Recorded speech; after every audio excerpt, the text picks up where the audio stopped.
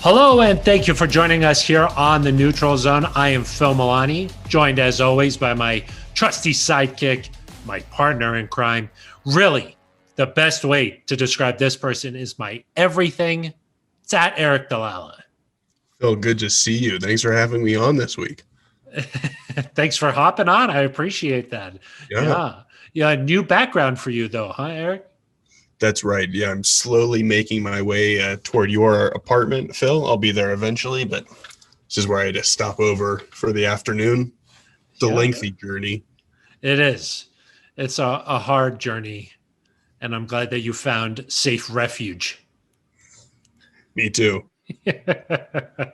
Eric, 2020, the season, it's behind us. We are now all moving forward, all sights set on 2021. And that's what this entire episode of the Neutral Zone is going to be about. Eric, how does that sound? I love it. Let's look to the future, Phil. Yes, we are. We are positive. We are excited. We're fired up for a new era of Broncos football, and we're moving forward. Stay positive, test negative. That's the motto. Exactly. Exactly. You have a T-shirt with that, right? Yeah, I designed it. It's selling very nicely. That's good. Yeah. Little side gig for you, huh? Exactly. The neutral zone pays most of the bills, but not all of them. Got it. Got it. So I thought that we could talk about what are the Broncos' biggest needs. What areas do they need to address simply based off of how they played last season? What position groups, where does the focus need to be heading into this offseason? What needs to improve for the Broncos to be able to improve next year? I thought we could also take an early look at free agency, both talking about Broncos' own free agents and also what free agents might be out there that could come join the Broncos. Could be pretty nice. And then What about trade? maybe a trade. Ooh. Are there some players out there available, maybe? I've heard, but maybe we should Hmm. don't give away the surprise. Exactly. Somebody from the Great North. Not Minnesota, Yes. Detroit, maybe. The Motor City. The Motor Yeah. City. Or also maybe someone from down south, Eric. Like, I don't know, maybe like where they have a lot of oil fields. That could be another option. Yeah, it could be another option down there. So we'll talk about that. We'll talk about a little bit of that, what else is going on in the pro world, but we'll also talk about what's going on in the college world and take a first look at the draft. Mock draft season is upon us, Eric, whether you like it or not.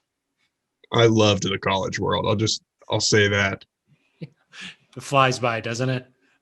I mean, it just, probably just 6 years for you, it probably right? Undergraduate? exactly. Yeah. 6 years. Yeah. You want to stay as long as you can. Yeah. Just holding on, grasping at straws. Yeah.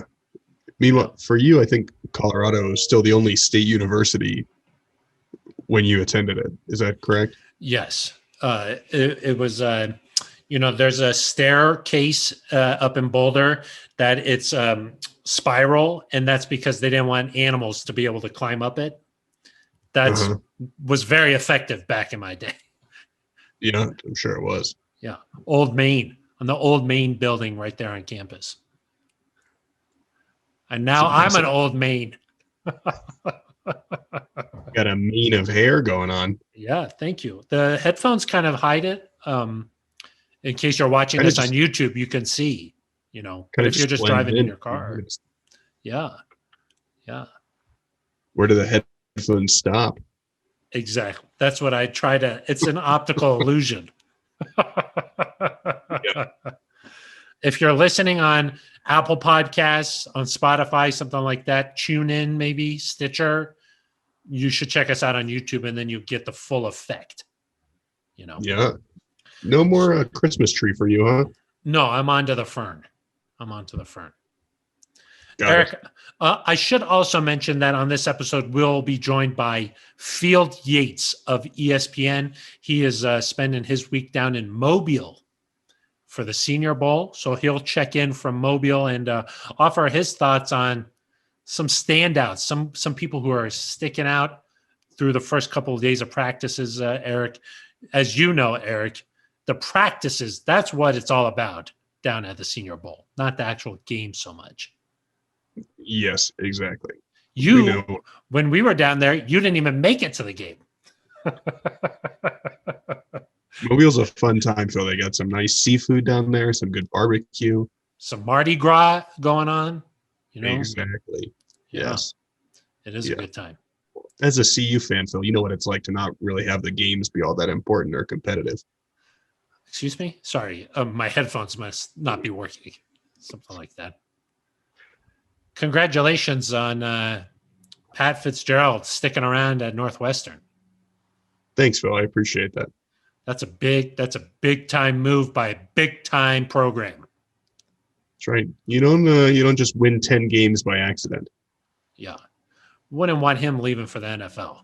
No, certainly wouldn't want him to go to Michigan State either, or something like that.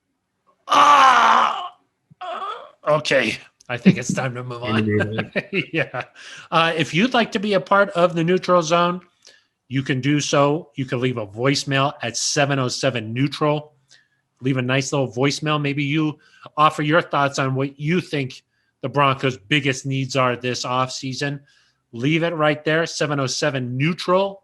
We'll play it right here on the show. Eric, you can also leave an email. That's right, Phil. neutralzoneshow@gmail.com. It's pretty nice to do that. You can leave an email. We'll read it right here on the air. We've gotten some good ones recently, Phil. Have we? Yeah, of course we have. We haven't read them in a little while here. So, yeah, maybe we can read one toward the end of the show, give people a reason to stick around. Yeah, just save it and say, maybe it'll be your email. You just never know. Maybe you'll be that dude. That dude, yeah, exactly. You could also leave a comment on YouTube if you're watching on YouTube. Brett Baldwin last week left a comment that said, quote, I really try to watch the Neutral Zone because I love my Broncos and really enjoy Eric's take on things, but I just can't stand Phil. I didn't even have to read that, Eric. It's just, I memorized it. It's burned into my brain. Yeah. You're getting it tattooed on your inner arm, aren't you? Just so you can look at it every morning. When I do my pull-ups, I'm like, ah! Yeah. Baldwin. I will say Asher Morris defended me, went on and said, Phil's the best. And Eric, I don't know if you know this, but it got 2 thumbs up underneath Asher's comment. So, wow. That's how you know. Thank you very much, Asher. I appreciate that. But in general, some other nice comments there. Got the itch. I'm not sure what that means, but it says, great show, guys. Great show, guys. I like that. I wish people could be, there's a way to be positive and support me, Phil, without having to put you down in the process. Exactly. Just say, hey, I think that Eric has really been nice, had some interesting takes, stuff like that. You could say that. Yep, exactly. You can also get in touch with us on Twitter. It's at Eric Dalala with an A, at Phil Milani with a PH. Some very strange spellings there, but those are all the different ways that you can get in touch with the Neutral Zone and make this an interactive experience, because that's what we're really going for here. Smash that subscribe button. And also smash that subscribe. Eric, let's get on to our first topic here, and that's what you think are the Broncos' biggest needs this offseason. What took place last year that bothered you and said, you know what, they really got to fix this. They got to fix it. Phil, I think there's a couple ways to answer this question. In terms of what bothered me, is probably quarterback play more than anything. And that doesn't mean they necessarily need to do anything. It doesn't mean they need to get another quarterback or that Drew Lock cannot be the guy, but he has to stop turning the ball over. I think that's was the most frustrating part of the 2020 season. Obviously, the Broncos were worst in the NFL in turnover margin because they led the NFL in giveaways, really by a wide margin. So it was not particularly close even after the Broncos +4 turnover margin against the Raiders. So if you're looking at last year and saying one thing that has to change, obviously you want to get healthier, but it just, you have to stop turning the ball over, and that starts at the quarterback position. And then, Phil, in terms of what this year presents, is you almost have a more difficult challenge than last year in building the roster, in that the defense is going to look, I think, drastically different from what it looked like a season ago. And so that's a whole separate issue that wasn't necessarily reflected last year, but there's a whole bunch of big name guys, and an AJ Boye, a Jarrell Casey, potentially a Von Miller, Kareem Jackson, Bryce Callahan, lots of guys whose futures are just kind of uncertain. And so you've got to figure that out.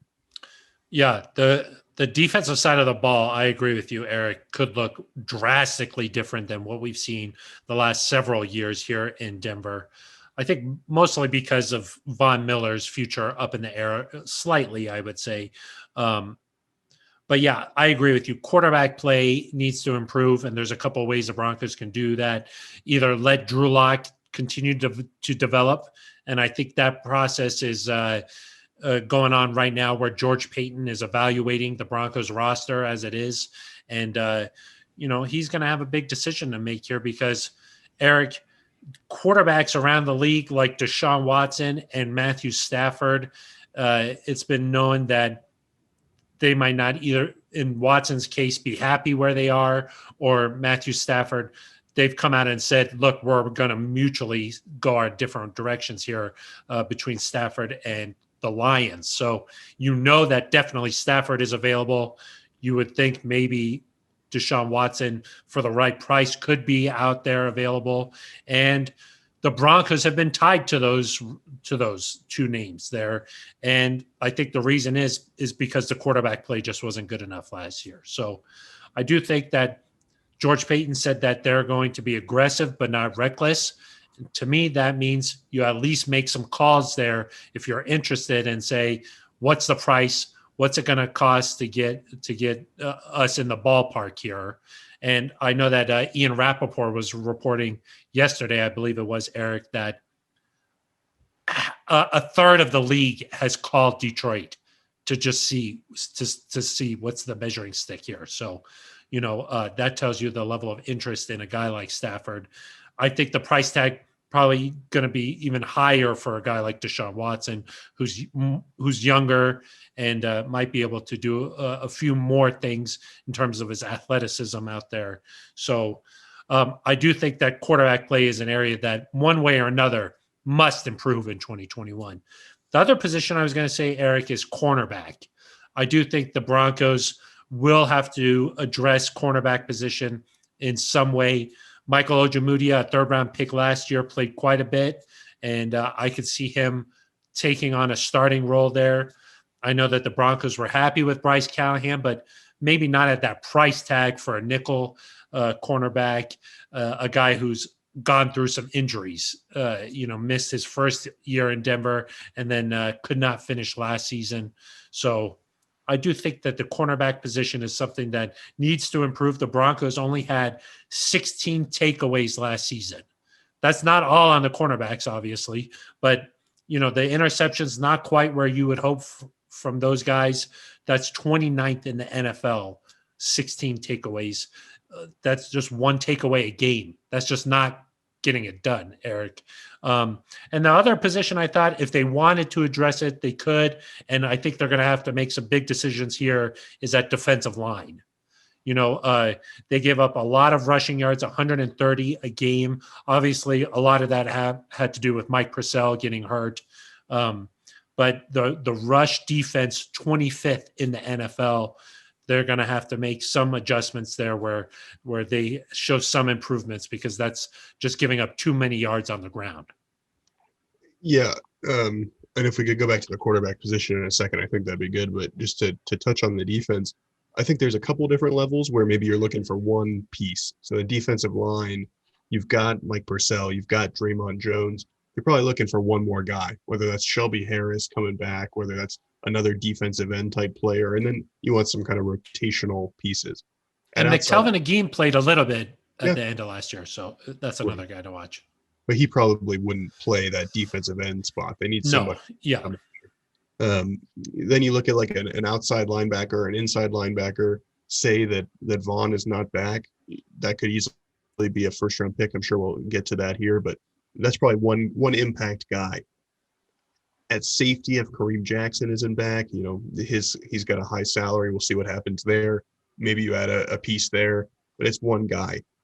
The reason cornerback is so intriguing, Phil, is that you could add 2 or 3 guys at that position, depending on what happens with AJ Boye, with Bryce Callahan. It had been reported, I think, last year for this 2020 season, that Bryce Callahan took a pay cut based on his injury the year before. So maybe it's possible he's willing to do that again. But you could have a whole new group of starters depending on what George Paton's evaluation of Michael Ojemudia is. If he says OJ is good enough to be a starter in this league, then maybe you target one more outside cornerback and keep Bryce Callahan in the nickel, and you draft somebody and develop them. But if you decide, hey, Michael Ojemudia can't be a high level starter, then that position group could just look entirely different, could have 3 different starters. So that's maybe the one group, Phil, that I think you'll have to target in both free agency and the draft. Going back to the quarterback position, Phil, because I think that one is, again, you fix it with one piece, or you change it with one piece. The more I've thought about it since the season end, Phil, is that this offense could be close to scoring the 30 points a game if they have that right guy in place. And right now you have to make a determination of where is Drew Lock and what can his ceiling be. If you think he's, he cuts down on the turnovers and he cleans a couple things up and he can be Matt Stafford or Matt Ryan, then you stick with him. But if you think once he cleans up the turnovers, he's still going to be in the 20 to 25 range, or even the 16 to 20 range, maybe that's not good enough, and you have to go out and get a guy via the trade market. And Phil, I'm interested to hear, between a Stafford and a Watson, I'm curious what you think is more intriguing. To me, it's pretty clearly Stafford, not because I think he's a better quarterback, but because I think for what you can get him for, he's going to elevate you to here. And while Watson might elevate you to here, it's going to cost way, way, way, way more to get the Watson done. Yeah, and I think that the Broncos, the evaluation of the roster from George Paton is going to determine how aggressive they might be, because the way I look at it is, if you go out and get Stafford, the price tag is going to be less than Watson. And if they do that, I could see them having to part ways with that 9th overall pick, just because, like I mentioned, For a Watson, third of for Stafford. For Stafford. Yep. I do think that the competition there to try and get a player like Stafford is going to rise to the level where that 9th overall pick. Initially, I thought maybe they can trade a couple of seconds, this year, next year, maybe a second and a current player or something like that.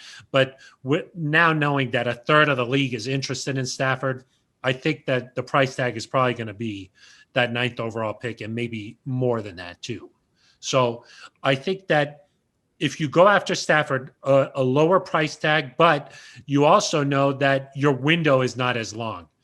Stafford probably could play somewhere around 4 to 6 years. I know he's got 2 years left on his current contract, which actually is pretty team friendly. I think he's only due to make something like around $21 million over the next 2 years per season. So that would be very team friendly. But I do think that if you make a move for Stafford, I think it signifies, okay, in the next 4 years or so, we're going to be contenders. Otherwise, I don't think you make a move quite like that to go get Stafford and just say, oh, he's a guy who's going to be like pretty good. We'll definitely be more competitive in making the playoffs. I don't think you would do that unless you think within the next 4 years, you can actually be pretty competitive. So what level would that be? Are you saying like a team that can truly beat the Chiefs? Or are you saying if Stafford gets you to Buffalo's level, if Stafford gets you to Pittsburgh or Baltimore's level, is that enough to pull the trigger? I think it is, because you just don't know what happens or what can happen in an NFL playoff situation. We've seen so many times where the best team does not win, that they have a terrible day, and injuries happen. Exactly. And so I think if a guy can get you back in the mix, you've got to at least consider it, because 5 years has been a long time. And it's not like it's not a Flacco. It's not even, I don't even think it's nearly as uncertain as a Peyton Manning. You know pretty assuredly that Stafford's going to give you 4, 5, 6 years here. I mean, something would have to go terribly wrong. But the ceiling is not as high as Manning. You knew, okay, if Manning is anywhere near back to healthy, his ceiling was going to be obviously Super Bowls. And so that's what happened. But you would also give Matt Stafford an offense that is more talented than anyone he's played with. I mean, obviously you don't have a player the level of a Calvin Johnson, but as a whole, your offensive line is probably in better shape. You have different guys available, so you can't just double team a Calvin Johnson. And to me, Phil, I know that fans, the way I see it, Phil, is that if you said, hey, trade 2 second-round picks right now, fans would jump on that. They'd say, let's do it. Let's go for it. It's the 9th overall pick that is giving people a little bit of hesitation. But if you look at recent 9th overall picks, you've got C.J. Henderson this year. It's too soon to really know with him. You've got Ed Oliver, Mike McGlinchey. Ed Oliver was a good, strong piece on that Bills defensive line. Sure. Definitely. John Ross, he's been a bust. Mike McGlinchey, who's a strong, solid right tackle, but has not been, he's not an all-pro. Leonard Floyd from the Bears a few years ago. He's kind of revitalized his career, but has just been so-so. Eric Flowers, I think you could call him a bust. And then you've got some guys who are Anthony Barr. He was with the Vikings. He's been a solid player. There are, of course, some really good players, like Luke Kuechly was taken with the 9th overall pick. Tyron Smith was taken with the 9th overall pick. But just depends on the draft. But yeah. Right. And I also just view the draft, Phil, as at best, maybe you get to 70-30 percentage-wise in terms of picks that pan out. And so you're still taking a calculated risk there. And so to me, if you do take a cornerback there, is any cornerback you have going to make the impact that a guy like a Stafford can make? To me, I don't think so. And we'll get into a couple of options, a couple of names that have been linked to the Broncos early on in this mock draft season. But I agree in the sense that that Stafford is pretty much a sure thing. You know what you're going to get from him. Yes. And with the importance of quarterback play, if you're going to have quality play at that spot, then it's worth giving up, whatever the price tag ends up being. So I think the only hesitation is that George Paton has been billed as a great talent evaluator, talking about some of the drafts that they've had in Minnesota. I just wouldn't want to handicap him by taking away some of those assets and some of the reasons why you went out and tried to lure a guy like George Paton to come in and build this roster. And, he's even said that you build a foundation by drafting and developing. So I do think that you don't want to take away those early draft picks from a new GM. But at the same time, this would be that big splash of a move that you say, hey, I'm here. We're going to be competitive. Let's go out and make a big move. Let's get this quarterback piece fixed.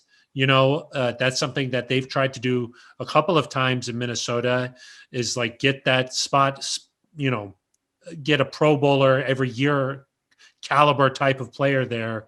And they hadn't been able to do that. So if you can do that with a guy like Stafford, I think that you don't need to be the number 1 seed, but if you're like a Buffalo where you're like, okay, let's just get to the point where we play the Chiefs, see what happens, Yeah. I think then it's worth it.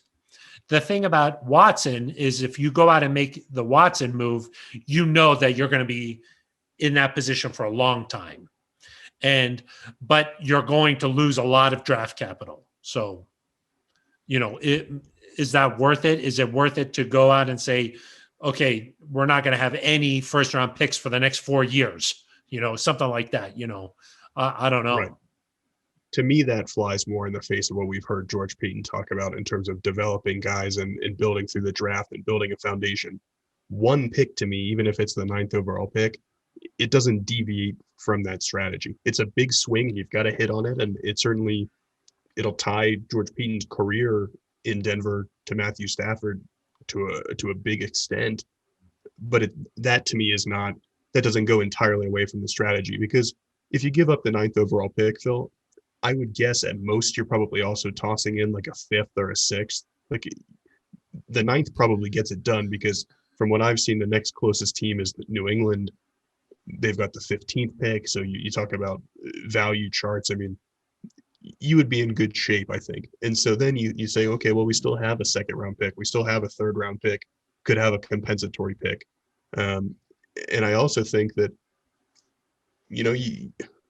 if that happens, Phil, I think it will happen quickly. Joe Flacco, it was reported he was traded for, I think on February 12th, a trade a couple years ago. I'm trying to remember who it was for, but another big quarterback trade happened the week of the Super Bowl. Alex Smith, I think, a couple years ago.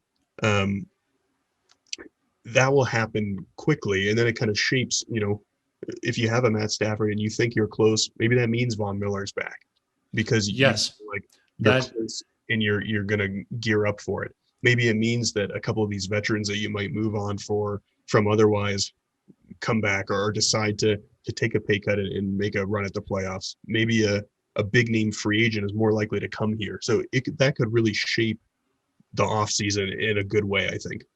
And it would generate a lot of buzz and excitement that, there was some excitement last year, but it was mostly because of the unknown factor. Well, hey, what are we getting here? But I think that if you went in and got a Stafford, I think that would put the rest of the AFC on notice, like, oh, hey, the Broncos are back in the mix here. So the excitement and the buzz level would be through the roof, but I do think that it needs to be a calculated risk. And that'll probably happen after George Payton evaluates the whole roster, determines how close he thinks the Broncos are. And on offense, if you inject a guy like Stafford, I do think the offense would be really dynamic. Yeah. So, and one point that I think is important to make is that if it were not for the foundation of the 2018, 2019, and 2020 draft, we're probably not talking about this, because there are certain teams, Phil, that are probably not in the mix for Stafford because they're not close enough. A Jacksonville, for example. I know they have the 1st overall pick, but a New York Jets, even the Panthers. There are certain teams that I don't think are close enough to being ready to compete. So even New England, people have talked about, will Bill Belichick say our roster is close enough that we're a Stafford away from competing? There's some credit here to the Broncos front office in previous years for building this thing back to the point where if you add a dynamic player at quarterback, and again, Drew Lock could be that guy. We don't know where they're going to go, but a guy like Matt Stafford could easily help them take that next step. And I think the argument for Drew is obviously a guy like Josh Allen, who erupted his 3rd year and really, hit the scene. I think that's the argument for Drew, is that, hey, George Payton evaluated his games last year. He did a deep dive. He's had the time now to go in and then look at that. And he does think that Drew has that potential. So not saying that it's not Drew. It's just that the Broncos have been attached to some of these rumors out there, and, it's worth a phone call at the very minimum. Sure. And it's possible the Broncos decide, hey, for the cost of a Stafford or a Watson, we think we have a better opportunity here to develop with Drew, or to go after somebody in the draft or whatever it might be. And that'll be their decision. But like you said, Phil, George Payton has said he's going to be involved in every possible negotiation, every possible choice you can make. So I would assume it'll be no different with these. And I think you ask yourself, not just what would make the team better for next year, but say 2 years from now, would you rather have a Drew Lock heading into his 4th season, plus maybe a number 1 cornerback type of player who you picked with that 9th overall pick heading into that season.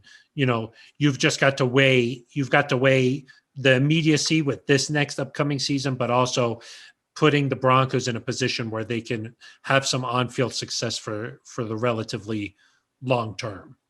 So that's why it's a tough position to be in. You got to make big decisions like that. So, Eric, we touched on it a little bit here, but let's talk about the Broncos free agency. We'll talk a little bit about the Broncos' own free agents and the decisions that they have to make coming up here pretty quickly, but also maybe a couple of other names that the Broncos could target and say, like we talked about, maybe there's one piece away from making a big impact at one position. Is there a name out there that you go after and trying to attack that spot and really improve? So I think that this conversation has to start with Justin Simmons. Yeah. And, based on what George Payton has said to some different media outlets around town, it again seems like a priority to have Justin here. I don't think there's any question, Phil, that the Broncos will use the franchise tag if they need to. It becomes more about, does Justin play on that tag? Do they get a long-term deal done? I fully expect that in some way or another, Justin Simmons is again on the field for the Broncos in 2021. And I think he has to be, just because of the other turnover that we've talked about at in the secondary on the defense. You can't afford to let a good player, a good young player who does everything right off the field, can't let him go. So I know that the people will be excited if and when a deal gets done. I know that'll be a storyline of the offseason, but to me, they're just some guys that I cannot imagine him playing for another team next season. And I do think it's important to get a long-term deal done and try to avoid a second franchise tag, just because right now there's new blood in Denver with George Payton here. There's a new voice at the negotiating table in terms of the importance and like the overall message sent to Simmons. There's a new face there with Payton doing that. Not saying that George Payton's going to be at the negotiating table.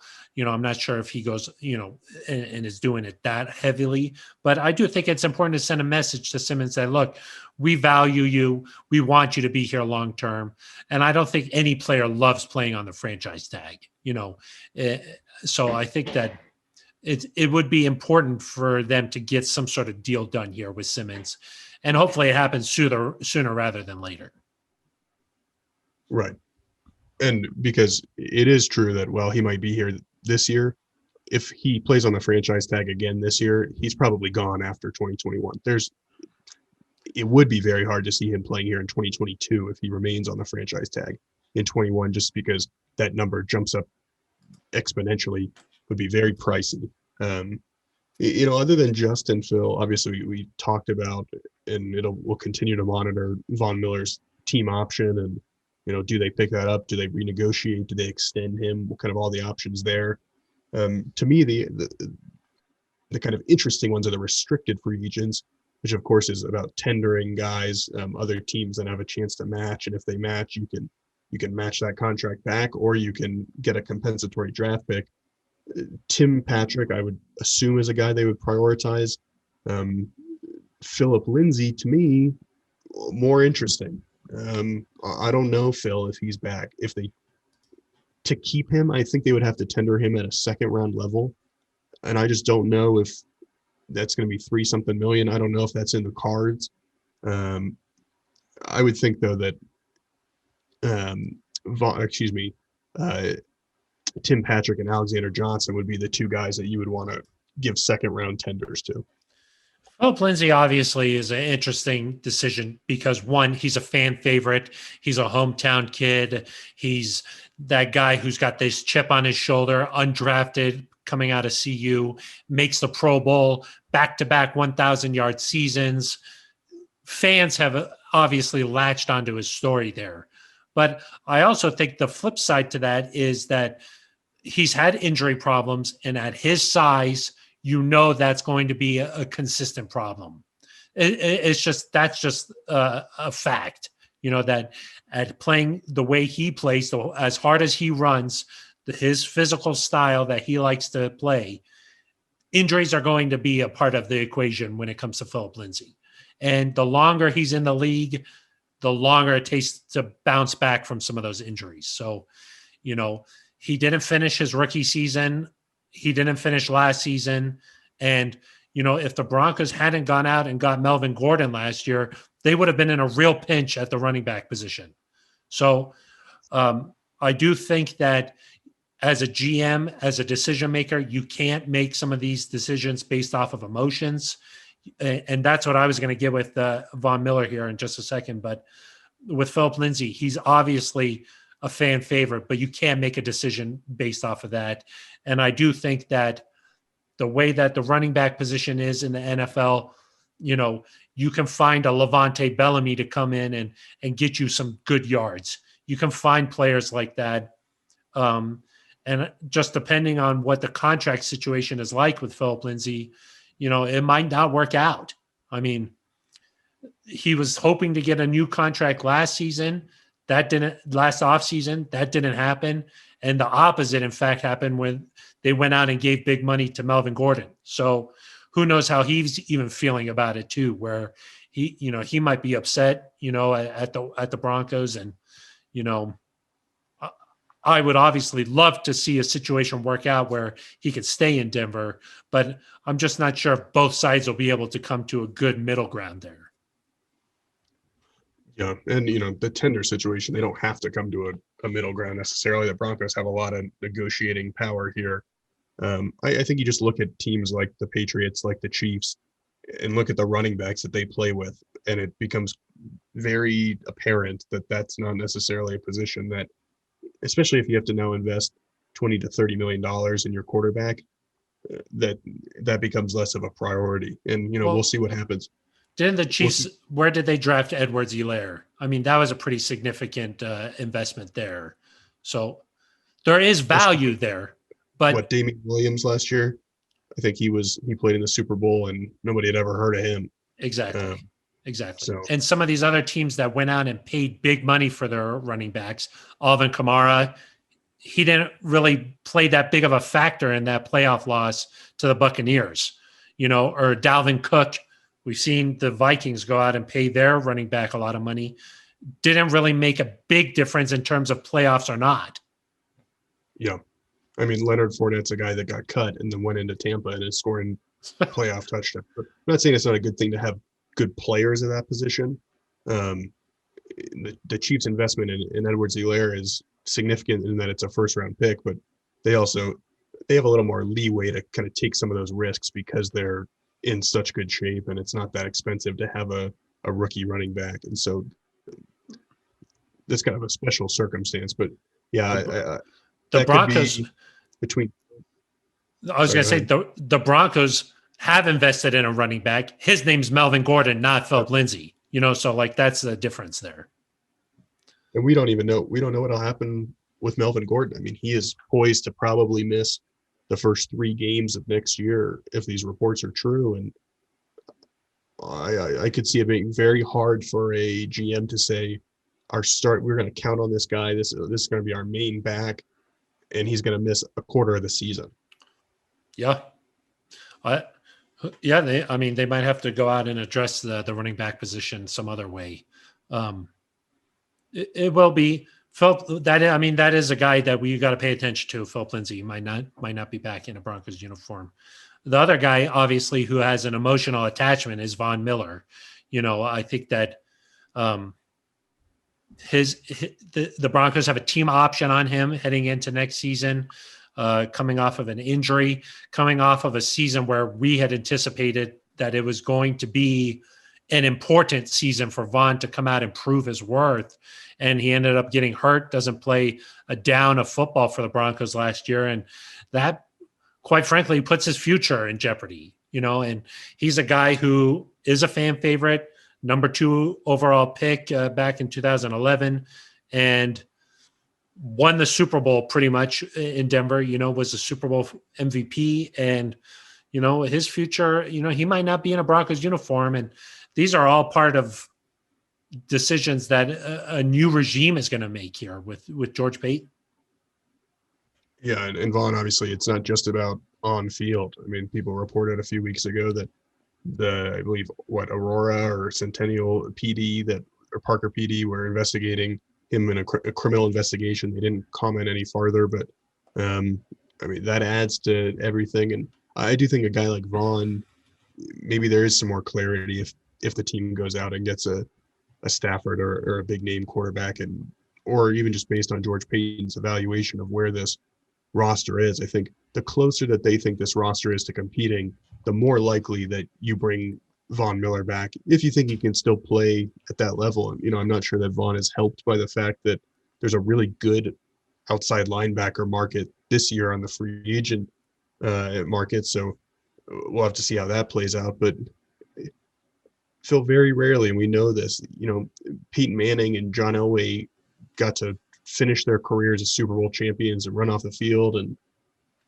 not a lot of people get to do that. So the endings are often difficult. I mean, Chris Harris Jr., a beloved Bronco, goes to the Chargers, and I think people will be over that at some point. But I know that pained some Broncos fans to see him go there. And if Vaughn leaves, Phil, I think people have to recognize that at the age he's at, he could go to Kansas City. He could go to Buffalo. He could go to one of these teams that is close to winning.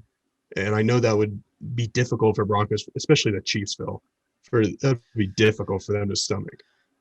Yes, I think that there's certain players who you just can't picture them in a different uniform, but what often happens is that the elite players end up getting big money contracts, and toward the end of their career, they think they could still play at that level. The team has a different opinion, and then it doesn't work out. And then they essentially go out and play on a prove it type of deal. And then they try to make it work, or they go out and say, I want to play for a contender, and they try to win another championship. Those are usually the two scenarios where either they think they could still play or they want to win a championship. And Von Miller, though, is one of those players in the NFL where you feel like, no, he's a Bronco. Like, even when he signed his big deal the last time around, he said Bronco for life. There's some players where you're just like, no, this is a Broncos. He's the Broncos pass rusher. When he's the number 2 overall pick, when he wins the Super Bowl, things like that attach players to the fan base. And also to mention all the stuff that Von Miller's done with his Von's Vision Foundation and everything that he's done in the community here in Denver. It's just hard to imagine. But like you said, there's players around the league where Tom Brady's in Tampa Bay, Peyton Manning is in Denver. It happens to beloved figures, and Von Miller is, it could happen to him. He's no exception to the possibility. Yeah. And, I do wonder if because of where he is in his career age-wise, if he's closer to that group of guys that, I'm going to go to a contender rather than like play on a 1 year. I have a hard time believing Von Miller is going to play on a 1-year prove-it deal for somebody, but maybe I'm wrong. I could just see him signing up to go get a ring. And, I think what will be difficult for New England fans is if Tom Brady just went to Tampa and, had a couple of decent years and retired, that's one thing.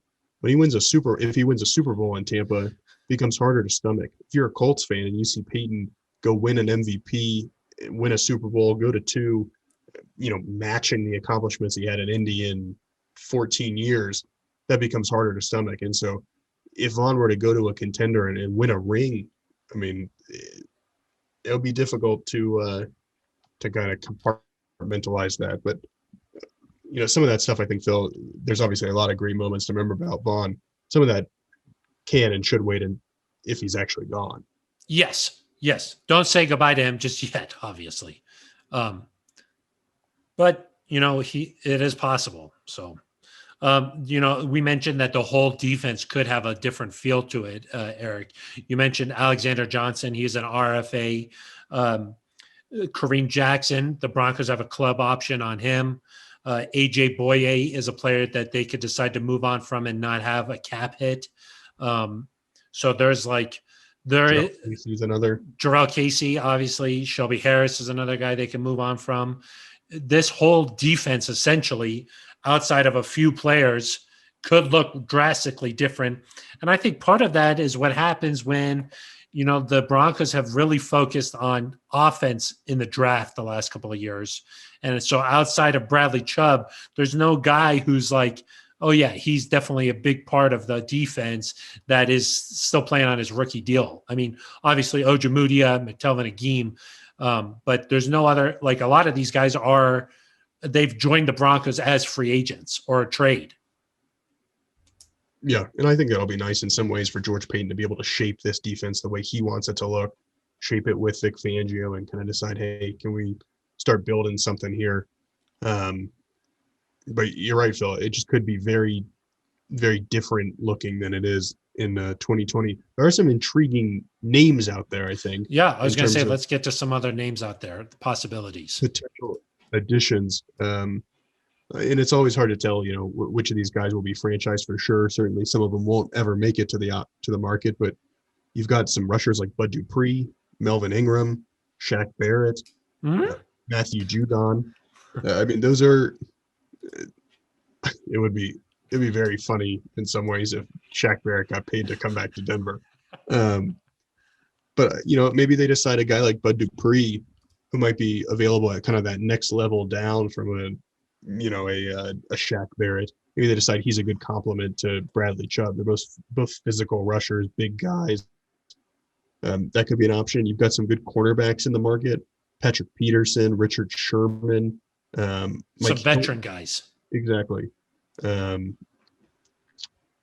up a couple more corners here because I do think that'll be a position that they target.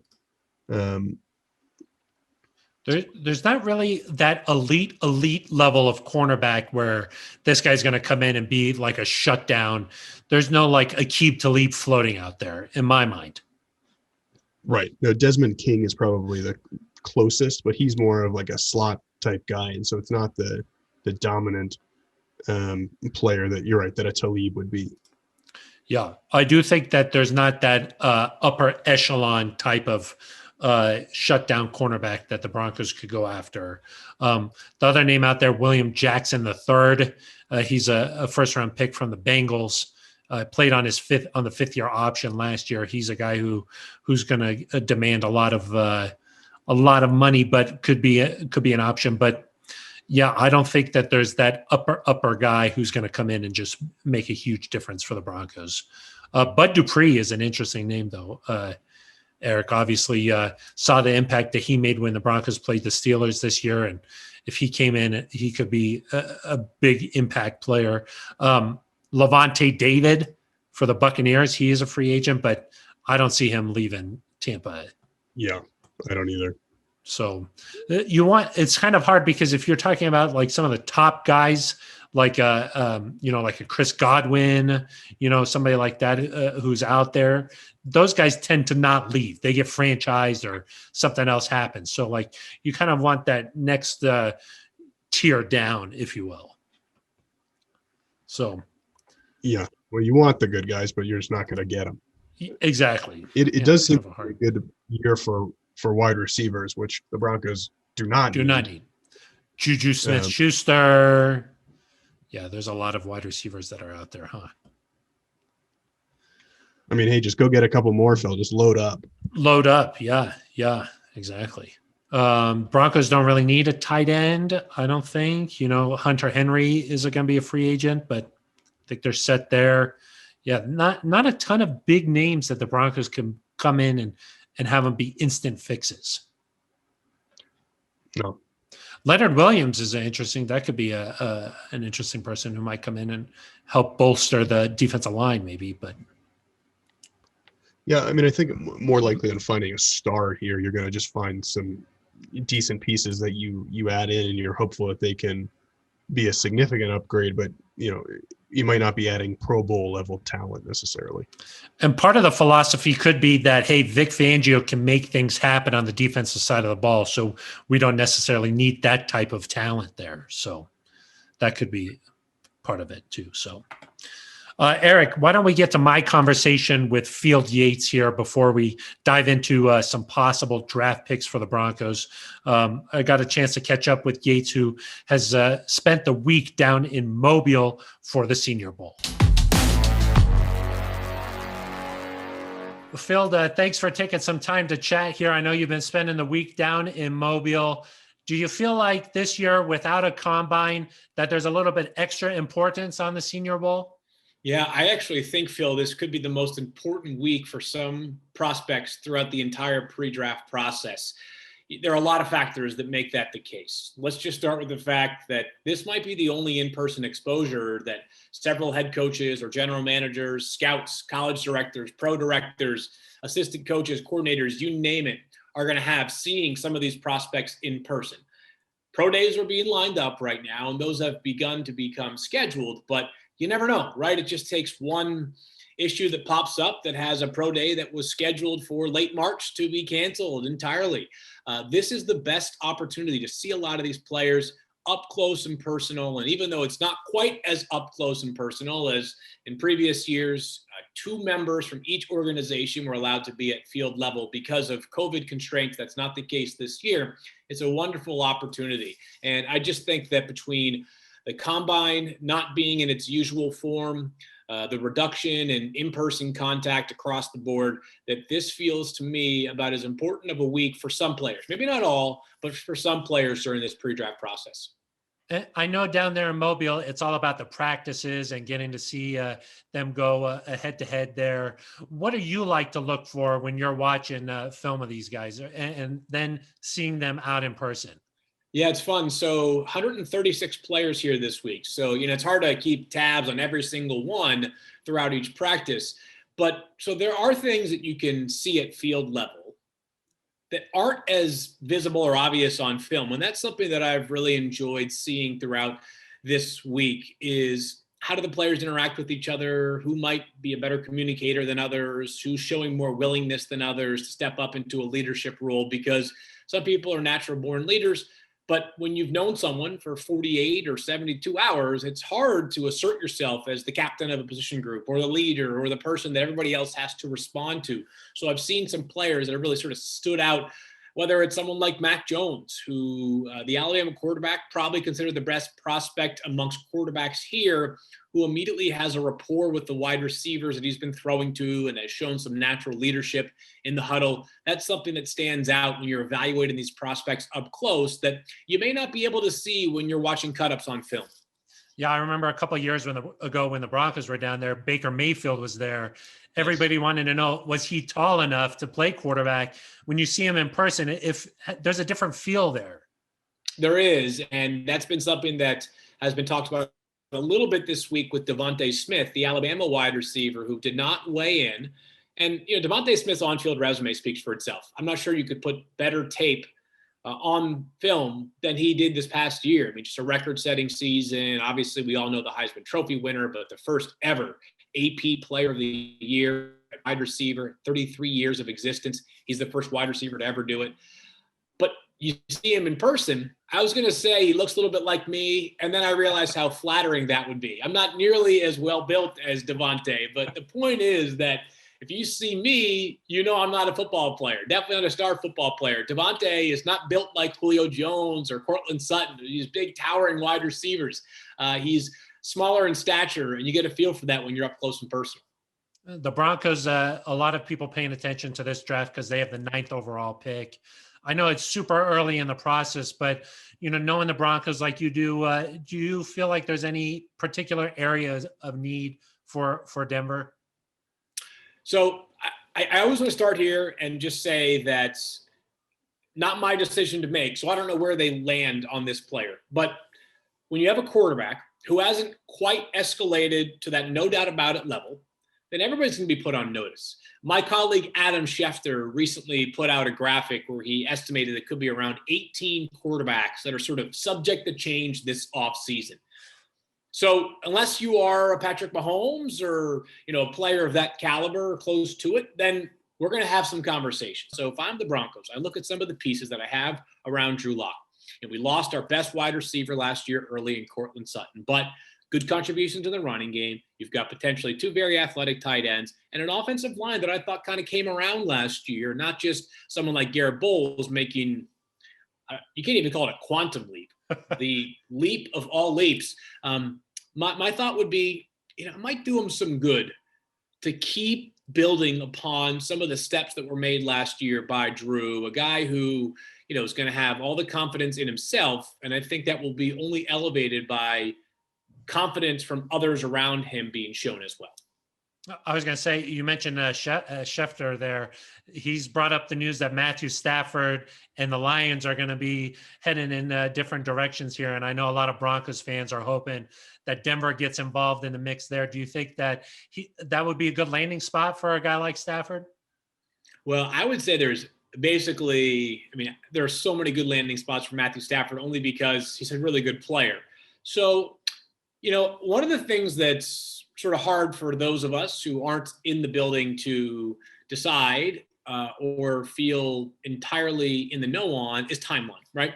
And George Paton takes this job. And by the way, great hire for the Denver Broncos to bring George Paton aboard, a guy that's going to really make them he's going to continue to do an excellent job building the roster like he did for a long time, helping out in Minnesota. So I think the question is how soon, and everybody wants to win right away. No doubt about that. Everybody wants to win every year. But I think being realistic and being honest about where your roster is at is a really essential part to building a sustainable model. And if the Broncos feel as though, hey, if we get a player of Matthew Stafford's caliber in next year and we're competing for the playoffs right away, then it's a worthwhile investment.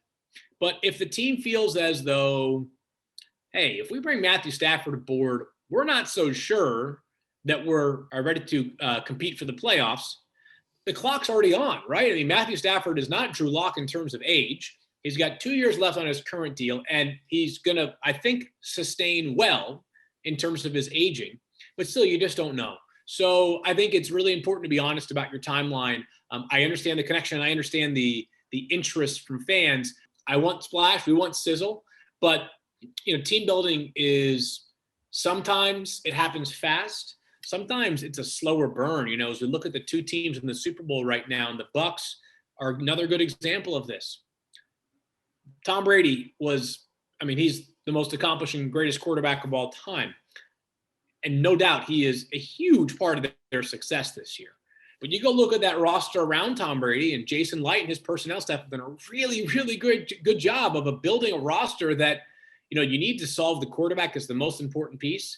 But, that's a really good roster around them too. And maybe that's what the Broncos see. Maybe they see their own roster and they say, something? Not that Matthew Stafford has the resume yet of Tom Brady, but we think Matthew Stafford can be a player that can help us raise our ceiling like Tom has done with the Tampa Bay Buccaneers. Yeah, it could be a good fit. We'll have to see here. Field, what's next for you? Normally head into the combine, maybe, owners meetings after that. This offseason, obviously very different. What's your draft lead up like for you personally? Yeah, Phil, it's going to be a lot more of rewatching players from their college seasons, whether it was this past year or the year before. It's going to be trying to keep up with all the pro days that are going to take place around the college landscape. And then, just hoping to get a feel for as many of the early picks as I can. And here's the reason why I say that. It's not that the late round picks and the mid round picks don't matter. It's just this. The farther we get from pick 1, the less predictable it all becomes. So certainly want to see as many guys as I can, understanding that some of those early names will be names that will dominate the news cycle for the next couple of months. But it really is one of my favorite times of the year. We all love the football season. There's nothing better. I'm so grateful that we had a football season this year. But the NFL offseason is captivating and gripping and so exciting for a lot of reasons as well. It's truly a year-round sport, and the draft lead-up is just as exciting as some weeks during the regular season. So, Field, thank you so much for taking some time to chat with us, and best of luck here in the next couple of months. Right back to you. I appreciate you having me on. My thanks to Field Yates, who is going to play an important role for ESPN during this draft lead-up. He's one of those Mel Kiper, Todd McShay type of people. So I'm glad I had a chance there to catch up with Yates. Eric, we love Mobile. We like spending some time down there. Get some oysters on the half shell. It's a nice week down there in Mobile. We enjoy it. We do. But, talking about the draft, Eric, the Broncos have been mocked a couple of cornerbacks here, potentially the number one cornerback in the entire draft, based off of how those first 8 picks go. But a guy who really stands out is Caleb Farley from Virginia Tech, 6'2", 207 pounds, an outside cornerback who has the physicality and the speed to be able to match up with an opposing number one wide receiver. How would you feel if the Broncos went in that direction? I know it's very early, but a number one cornerback with that 9th overall pick. Yeah, I mean, it's hard to do that at this point because things change so much. I think the Broncos have to decide, is whoever is the player they take at 9 like a true game changer, in the sense that you couldn't get the same type player a few picks later. Because I think especially, and again, it all comes back to, where does George Payton think this roster is? If you think you're still a year away, or you think there's still significant holes, it might make more sense to trade down. And, if Mac Jones is still on the board and a team wants to come up and get him, or, Justin Fields starts to fall and somebody wants him, maybe you can use some of that extra capital. I mean, George Payton has talked about acquiring draft picks and how that's the lifeblood of the organization. So that's the first thing I'll say just in general. But yeah, a cornerback in general, it makes a lot of sense with that pick. If you're picking in the top 10, you have to pick a position that is valuable enough for the top 10. It can't be like like some people don't think that a safety would necessarily be a top 10 pick, or an inside linebacker. I know we've seen it the last couple of years, and obviously Devin White is really good and probably was worth every bit of that pick. But if they can find a number one corner in a Farley, in a Surtain, that is worth it, because I do think you're looking for a guy that's physical, that's athletic, that fits kind of the Vic Fangio mold, willing to tackle. So either that would be a main position that I'd be looking at, Phil, as corner. Patrick Surtain, 6'2", 202 pounds, coming out of Alabama, could be the other option there in terms of the first cornerback taken off the board. I do agree with you, Eric, that at 9, you have to get a game-changing type of player, and I would say that a number one cornerback is that kind of a player where you can leave him on an island. You can let him just lock down an opposing player, an opposing wide receiver. And I do think that cornerback is probably the most difficult position to play in the NFL nowadays. We just saw even in the championship round, cornerback gets a PI call and it's game over, So I do think that the number 9 overall pick, a cornerback, is worthy of that. The other name, though, like you mentioned, inside linebacker, Micah Parsons, who is a linebacker from Penn State, 6'2", 245 pounds. He has also been mocked to the Broncos. And, I think that if you go inside linebacker, you're going to have to talk about a player who's like Devin White. Or a couple of years ago, the Broncos had the 10th overall pick, and they decided to trade back, but the Steelers used that pick on an inside linebacker in Devin Bush. So I would say that 9, 10, right around there, that is a position where you're going to have some options, and an inside linebacker could be that pick there. Yeah, and, just because traditionally Vic has relied on inside linebackers so much and has done so well with them, he's done a nice job kind of making do with what he's had the last couple of years. I would love to see what he could do with a top-tier talent. And in this division, Phil, where you have Darren Waller, where you have Travis Kelce, I mean, having an inside linebacker that can cover those guys is so critical. So that could be an interesting pick too. I do wonder, could you get a Parsons? Could you trade down and still get him? That would be obviously the ideal situation, and you're taking somewhat of a gamble there. But yeah, whether it's corner, inside linebacker, if you move on from Von Miller, Phil, I think you've got to seriously consider edge rusher at that position.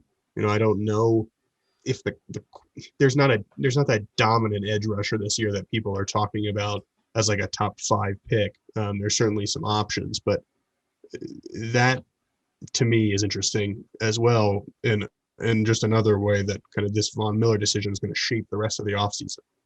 I believe the top edge rusher in this year's draft, Gregory Rousseau from Miami. I think that's how you say his last name there. I think that he's ranked the top pass rusher in this year's draft. But I definitely think that a Caleb Farley or a Patrick Surtain makes a lot of sense for the Broncos.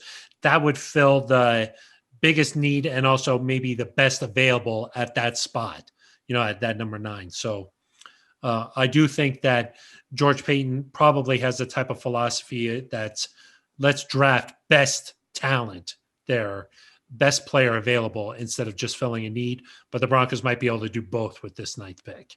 So definitely very early. We're going to talk a lot about the draft over the next 3 months here. But it's fun to take an early look and say, okay, here are some of the first names that have been linked to the Broncos early in this process. It could definitely change, especially at 9. Those first 8 picks, who knows what's going to happen. Right. But there has been this tendency the last couple of years where people will go quarterback heavy early. So if that's the case and the Broncos aren't interested in drafting one of those quarterbacks, that could work out in their favor if teams try to take a quarterback, and then some of these other positions are available. It's the Senior Bowl week, Eric, so that's why we're talking draft. That's why it's it's already beginning. It's amazing. It is. Eric? It's fun. It is fun. It is fun. You got any shout outs? Anybody you want to shout out this week? Well, we can, I think before we go to our normal shout outs, we can go back to Dad Dude. Oh, yeah. You want to shout out Dad Dude? Okay. Yeah, he sent an email. Happy offseason, my guys. I have to say that was probably your best Zonies yet, and I cannot wait for next year's. You really spared no expense, and the production and sound effects were a great touch. He said, I'm really excited to see the direction the Broncos go with George Paton. I think some fresh ideas and new eyes on the team could make a real difference. I'm even more excited to spend another offseason with our Everything of Denver Broncos podcast to follow the continuing adventures of Super Hair and the Orange Crush Kid. That's what he calls us, Phil. Yes. And then he said, one last thing, will Ben Swanson ever make another appearance? Every great dynamic duo needs a villain to face and conquer. Hashtag shout out Liz Manis. Signed, NZ Nation Superfan, a.k.a. the Phil Fanatic. That's a top 5 email for sure. It's very good. Hands down. Ben Swanson, we're not sure if he'll make another appearance or not. Probably at some point, but... Yes. I don't know if... The reception's not great at the Botanic Gardens. So no, it really isn't. Really hard to get him on. I'm happy that he recognized the production value of the Zonies because no expense was spared. I would agree. It was probably our best Zonies yet. Yes. We don't have to mention that it was the first one. No. No. I wouldn't say that. Cut that out when you post this. I will. Don't worry about it. I do a lot of editing. When you're on the other end of a mic, I got to really heavily go in there and fix everything. So it might not sound like that, but I do. Oh, I believe it. Eric, I did want to shout out Alfredo, a longtime cook for the Broncos. He is going to leave the organization, spend some more time with his family in California. But Alfredo, as you saw from some of the Twitter reaction out there, definitely a big part of not just the players' daily routines, but ours as well, Eric. Alfredo was a guy who would always play loud music back in the kitchen, and he would yell often, and he kind of just brought some of that energy that you love to see back there. And he would whip up omelets and quesadillas and wraps. That was kind of his specialty there. So definitely going to miss Alfredo as he decides to leave the organization here. Maybe the best memory in the organization, Phil, just all the different orders you have to remember. I mean, guys like Chris Harris will walk up and just say, Fredo the usual. You knew Yes. that for 100, 150 different people at a time. I mean, I couldn't do that, Phil. I know you couldn't. No, I couldn't either. It was very impressive. And, he would also have them, like, you wouldn't even have to go up there and order. He would just often have for the players, not for us, Eric, but for the He would players. throw stuff at you if you'd be like the normal, and he'd be like, "What? Who are you?" Yeah, he would like throw avocado at me or something. Exactly. Yeah, but so shout out to Alfredo. Happy trails. Wish him the best here moving forward. Any other shout outs? Well, we could do like a traditional Liz Manis shout out. Shout out Liz Manis. Probably good. Yeah, probably working on some Zooms or something like that right now. A lot of Zooms these days right here. A lot of Zooms. I think that might be it. That might be all the shout outs we got. Yeah. I think. Shout out to Field Yates. Thank you for taking some time to chat here on the Neutral Zone. Always appreciate his expert analysis there. But I think that might do it for this episode, Eric. We'll be back next week. Plenty to talk about here as we head into free agency, as we head into draft prep, the future of this Broncos team. We might be talking about a trade next week, Eric. Who knows? I love it. Who knows? So we're ready for anything. Well, just to sum up here, we talked about the Broncos' biggest needs after the 2020 season. We talked about what free agent decisions are looming and also an early look at the draft here. So all jam-packed in a nice episode here of the Neutral Zone. Hopefully you enjoyed this, and we'll be back next week with more of the same. Until then, for Eric Dalala, I'm Phil Milani. You've been listening to The Neutral Zone. This is Bronco Batman, and you're listening to The Neutral Zone.